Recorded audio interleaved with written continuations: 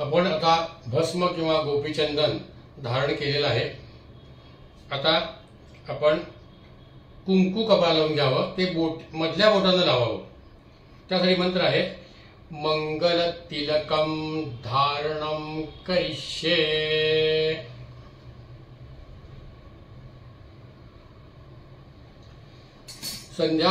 संध्येमधली पहिली जी पायरी आहे ती आचमन आहे। तर आचमन केल्याने अंतर इंद्रिये समाधान पावतात। तर आचमन याचा अर्थ पाणी पिणे असा आहे।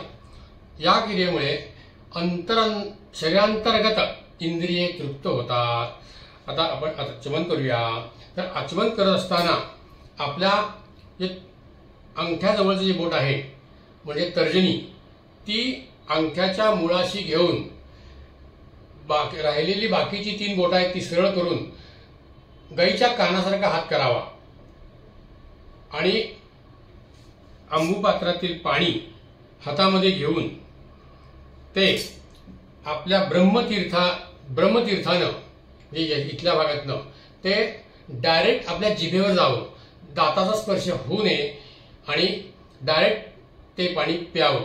ह्याला आचमन म्हणतात। तर विष्णूंची नावं घेऊन आपण ते आचमन सुरू करूया। तर सुरुवातीला 3 नावं घेऊन पाणी प्यायचं आहे आणि ओम गोविंदाय नमः म्हणून पाणी खाली सोडायचं आहे तामणामध्ये। तर ओम केशवाय नमः, ओम नारायणाय नमः, ओम माधवाय नमः, ओम गोविंदाय नमः। पुन्हा तेच करायचं आहे।